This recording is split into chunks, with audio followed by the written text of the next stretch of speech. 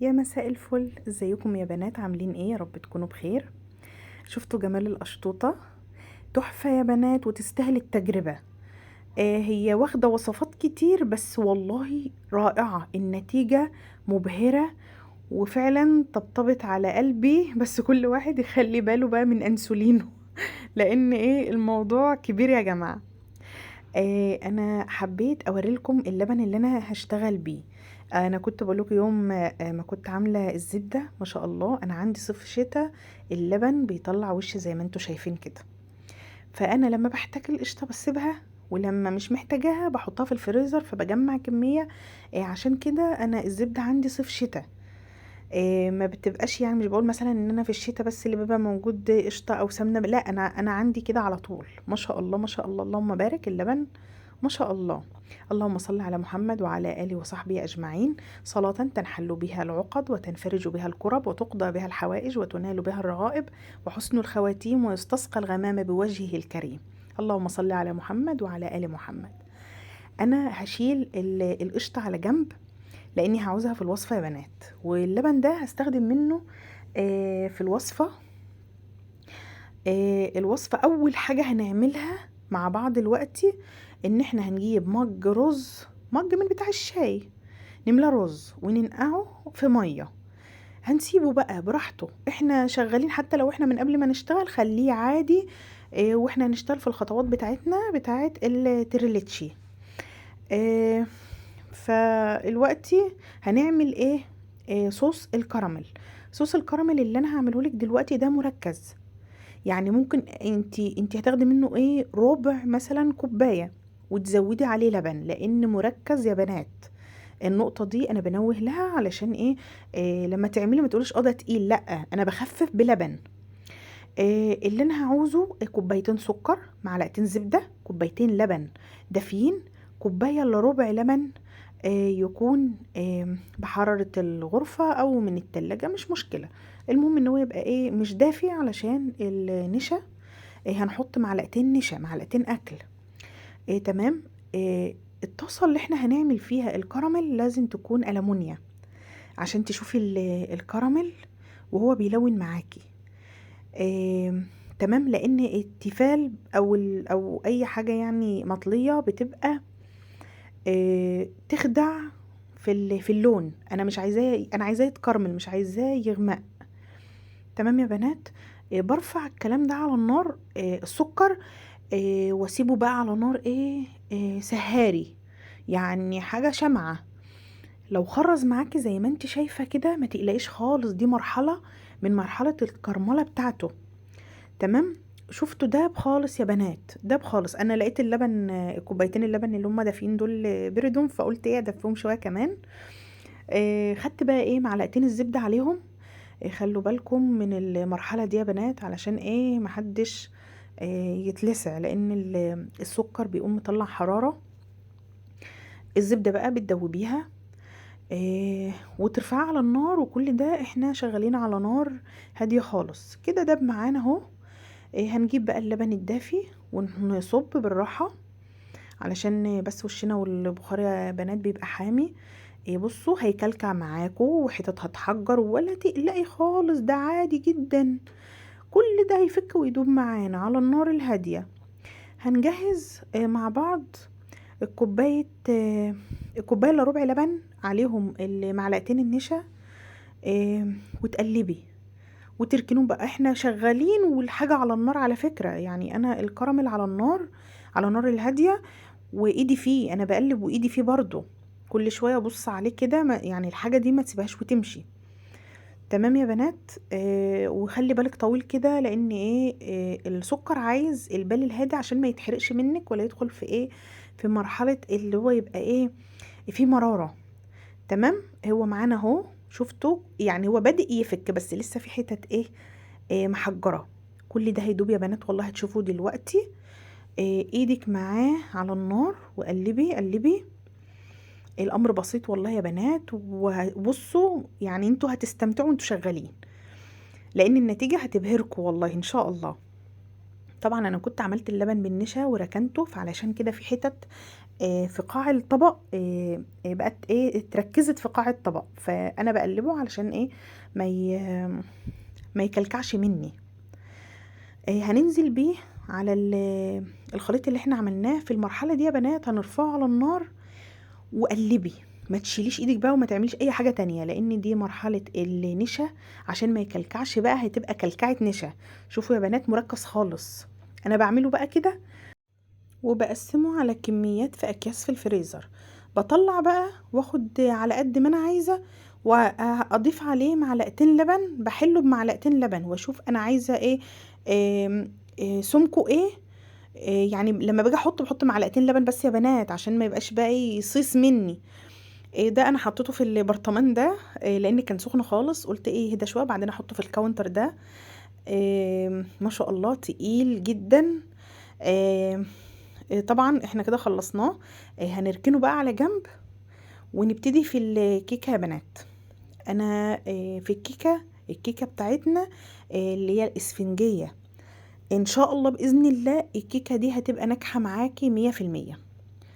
والله يا بنات ما شاء الله طالعه تحفه رائعه واكتر من رائعه كمان. هنعوز معانا هنا 3 بيضات، تمام، وكوب وربع سكر، وكوب لبن، ونص كوب زيت، والفانيليا، والخل. وفي طبق تاني على جنب هنكون عاملين 2 كوب ونص دقيق، عليهم ذرة ملح، ومعلقة بيكنج باودر او باكو بيكنج باودر. تمام، دول كده مركونين على جنب، احنا مجهزينهم اللي هي المواد الجافة وراكنينهم. هنبتدي بقى يا بنات نشتغل بالمضرب. قلنا ال3 بيضات دول هنحط عليهم نقطتين فانيليا ومعلقة خل والسكر، كوباية وربع سكر يا بنات. ونشتغل بالمضرب. معلش هنطول بالنا شوية في مرحلة المضرب ديت، لان احنا عايزين البيض يوصل لمرحلة ان هو يبقى ابيض، يعمل فوم كده معانا. احنا ما فصلناش الصفار عن البياض ولا حاجة، فاحنا هنطول بالنا في الضرب شوية عشان احنا عايزين ايه يدخل للخليط هوا. هتشوفوا معانا دلوقتي يا بنات انا كده بدأت اضرب فيه. طبعا هو لسه السكر مخرز، هيبيض دلوقتي معانا، طولوا بالكم عليه وهيبقى تمام. اهو يا بنات زي ما انتوا شايفين ابيض خالص. بعدين في المرحلة دي بقى هنبتدي نضيف الزيت. الزيت واحنا بنضيفه عايزاكم تنزلوه سرسوب كده، يعني حبة بحبة. في ناس مش بتضيف زيت، بس انا حبيت ان انا اضيف زيت عليها. اول ما الزيت يبتدي خلاص اختفى، ببتدي انزل برضو باللبن. اللبن برضو يا بنات مش بنزل بالكوباية كاملة، بنزل حبة بحبة خالص براحتي. عايزة كل حاجة بحطها اشوفها بتختفي قدامي، علشان انا مش عايزة اضيع الفوم بتاع البيض اللي احنا عملناه. بس كده يا بنات احنا خلاص مرحلة المضرب هنسيبه بقى على جنب. المواد السائلة كلها ضربناها. الدقيق هننزل بيه معلقة معلقة، حبة بحبة كده، ولازم يكون معانا ويسك يدوي او سباتولا قلبي بيها. انا قلبت هنا بالويسك واحدة واحدة خالص كده، علشان لازم يبقى في اتجاه واحد يا بنات. اوعوا تقلبوا كده وترجعوا تقلبوا يمين وترجعوا تقلبوا شمال، لا، طالما يمين خلاص خليك على يمين. هنخلص كمية الدقيق اللي معانا. نكون مجهزين صينية. هي ديت المقاس الكبير بتاعت الصواني المستطيلة، تمام. ارتفاع الكيكة زي ما تحبي. انا حبيت ان ارتفاع الكيكة ما تبقاش كبير، تمام. يعني هي بعد ما بتستوي يدوب بتعلى حاجة بسيطة. انا مش عايزاها اكتر من كده يا بنات، لان طبعا هي القشطوطة الوصفة بتاعتها ان الكيكة بتاعتها مش عالية. تمام. لو انت عايزة تعملها عالية براحتك، بتقللي مقاس الصينية، تمام. انا ضفت كده الكمية وبسويها بس عشان ما تبقاش حتة عالية وحتة واطية، على قد ما اقدر. طبعا الصينية مدهونة زيت ورشة دقيق بسيطة كده يا بنات. يعني حتى لو كانت زيادة، انا بتاعتي طلعت زيادة خففتها بمنديل كده ورق علشان يعني ايه ما يبقاش شكل الكيكة من تحت فيه دقيق. بقوم ايه خبطتها كده خبطتين علشان لو في اي فقاعة هوا كبيرة تروح. وبدخلها الفرن سخن على درجة حرارة 180 رف اوسط. تمام. يعني الحرارة وسط يا بنات، يعني لان في فرن الارقام بتاعتها بتتغير، لازم الحرارة تكون وسط والفرن سخن. بالنسبة بقى للرز، انا هعوز تقريبا في الرز بلبن الكمية دي كيلو لبن. بعمل ايه يا بنات؟ في الاول جبت كوبايتين ونص لبن. الرز ده انا يعني ايه يعتبر ما صفطوش، انا نزلت شوية مية منه والباقي عادي لانه هو هيستوي مع الايه، مع الرز. بحط بقى الرز ده مع اللبن كده على نار برضو هادية قوي وايدي فيه علشان يستوي يزبد معانا. اهو يا بنات كده احنا اللبن بتاعنا كان سخن والرز خلاص بيتشرب فيه.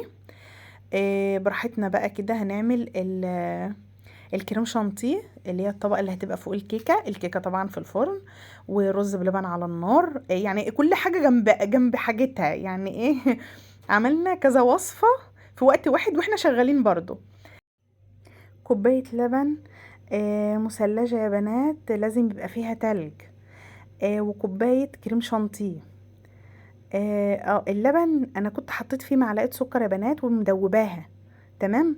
بضرب بقى بالمضرب بتاعي كمية الكريم شانتيه. خلاص كده هي جميلة قوي، ساعة ما تعمل المنقار ده اعرف ان هي كده تمام.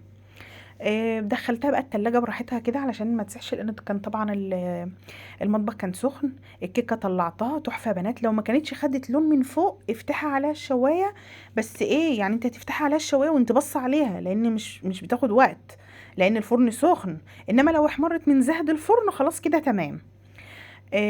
طبعا السقسقة بتاعت الكيكة هنعوز 3 كوبايات لبن، عليهم معلقتين لبن بودرة، عليهم معلقة كريم شانتيه، ومعلقة سكر واحدة يا بنات. انا بصوا انا حريصة في السكر لان طبعا هو كذا وصفة وهيبقوا في طبق واحد.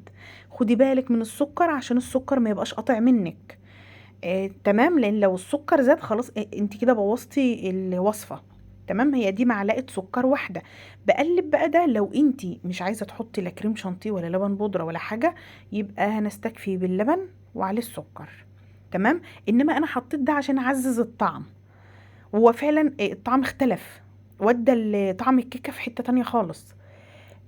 بجيب بقى ايه شوكة وافضل اغز في الكيكة. هي هدت خالص، الصينية يعتبر يعني ايه بردت. تمام. شكشكي بقى كتير، شكشكي بالشوكة كده علشان الخليط اللي احنا عملناه ده بتاع اللبن بتاع الكيكة كلها تتشربها. طبعا انا لقيت فيه ايه زي حتت مكلكعه كده، قمت ضرباه ايه بالهاند بلندر. انتي بقى اضربي بهاند بلندر بالمضرب براحتك. وبعدين ايه نزلت كده سقسقتي. السقسقه بتسقسق في قلبي والله يا بنات، انا بتفرج ايه على الفيديو ما شاء الله نازل، بصوا الصوره بس كده نازله تطبطب على قلبي. كميه اللبن اللي احنا هنحطها دي انا ما شلتش منها حاجه، انا حطيتها كلها. بس انا حبيت اوريكم ان انتوا هتلاقوا اللبن عايم كده هتشربوا. حطوا يا بنات هتشربوا. انا ال3 كوبايات لبن بالنسبه لي حلوين قوي. لما جيت اطلع الكيكه بقى مفيش لبن سايل في قاع الصينيه، او بمعنى اصح مفيش لبن ساب الخرطه بتاعت الكيكه وسايل منها. لا ما شاء الله شربت اللبن ده كده كميه كده دي حلوه. كده الرز اللبن بتاعنا احنا كنا سايبينه على نار هاديه وكل شويه نقلب فيه يا بنات عشان ما يعملش ايه في قاع المقلايه طبقه. تمام. بنزل بقى عليه بايه بقيت كيلو اللبن. هو كيلو اللبن المفروض 5 كوبايات، احنا حطينا كوبايتين ونص وهنحط برضو تاني دلوقتي كوبايتين ونص. تمام. بجهز معايا بقى ايه يا بنات اللي هيعزز طعم الرز بلبن، واصلا في العادي برضو اعملوه كده لان بيبقى تحفة. احنا هنعوز بس التحلية بتاعته نص كوباية سكر. والله انا كنت مترددة اصلا، يعني حتى المعلقة الصغيرة دي انا سبتها على جنب لان كنت خايفة السكر يبقى قاطع. والحمد لله ان انا ما حطيتهاش، هو كان سكره هادي خالص وتحفة. ومعلقتين لبن بودرة ومعلقتين كريم شانتيه. خلاص برضو ده اختياري، عايزه تحطي اللبن البودره والكريم شانتيه على الرز بلبن براحتك. القشطه الجميله بقى بتاعتي حطيت منها ايه معلقتين، انا اخدت معلقه ورجعت ايه طمعت في معلقه تانية، معلش انا في الحاجات دي ايه طماعه شويه. وهنقلب ونحط نقطتين فانيليا. تمام، نقطتين بس. يعني لو انت عايزه تحطي ماء زهر براحتك حطي، بس انا يعني ماء الزهر مش ما بستصاغوش قوي في الاكل. بس دي حاجه ترجع لك يعني انت وزي براحتك. طبعا هو كده خلاص رفعناه على النار واستوى خالص وبقى زبده. كريم شانتيه جبناه من التلاجة، الكيكه بتاعتنا اتشربت السقسقه بتاعتها. والدنيا تمام معانا. هنحط كل الكريم شانتيه بقى ونمسك كده بالسباتيولا نوزعه في الصينيه، وخليكي في الصينيه بتاعتك ولا تقلبي ولا تشيلي ولا اي حاجه، في صينيتك زي ما انتي. وعلى فكره يا بنات، انا لما باجي احط اي حاجه في الفرن ما بحبش غير الالمونيا. يعني ايه، كانت دايما ايه والدتي الله يرحمها ويحسن اليها، يا ريت تذكرها بالرحمه. دايما كانت ايه تقولي الالمونيا بتخلي طرف الحاجه زي من جوه بتوزع، بمعنى اصح بتوزع الحراره على الصينيه كلها. تمام. انا كده وزعت، كنت هجيب القطاعه ديت واعمل تعريجات كده، بس انا على ما حطيت الكريم شانتيه كان ساح شويه كده من الحر. فقلت ايه ادخله التلاجة يهدى شوية وبعدين اطلعه. قطعت بقى يا بنات القطعة زي ما انتوا شايفينها كده وحطيتها على الرز بلبن، كنت انا غرفته في الاطباق. وعملت تعريجات بالشوكة. بصوا اي حاجة يعني انا استعملت الشوكة، مفيش حاجة توقفكم. التزيين ده بقى حاجة ترجع لك. انا زينت بصوص شوكولاتة. وكان عندي بسكوت كسرته. اي نوع بسكوت. عارفين كمان الاوريو هيبقى تحفة يا بنات. انا بحب الاوريو قوي.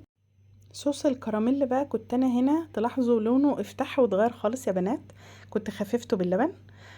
وانت بتخففي باللبن خدي بالك، علشان ايه الكميه اللي انت بتحطيها معلقه بمعلقه، وقلبي وشوفي انت عايزه ايه، عايزه سمكه ايه. انا ده طبعا المركز ده هشيله في الفريزر لاي حاجه هعملها.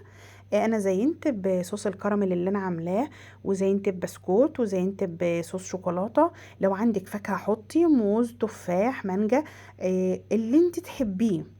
هو انا عملت الثلاث انواع دول لان انا ده المفضلين عندنا، يعني ده اللي البناتي بيحبوه. يا رب يا بنات الوصفة تكون عجبتكم. هي هتطبطب على القلب، هتطبطب خصوصا للناس اللي تحب الايه الحلويات الجديدة. تحفة يا بنات والله تستاهل التجربة. آه، بصوا انا بصوا نزلت دي على قلبي. طبطبت السقسقة مع الرز بلبن مع صوص الكراميل حاجة كده وهم. وخصوصا ان سكرها مش قاطع، سكرها مظبوط 100% او 1,000,000% كمان. آم، لايك وشير وسبسكرايب وفعلوا زر الجرس عشان يوصلكوا كل جديد انا بنزله. كنت معاكم انا منى غيث، اشوفكم في وصفة جديدة بالطبطب على القلب. باي باي.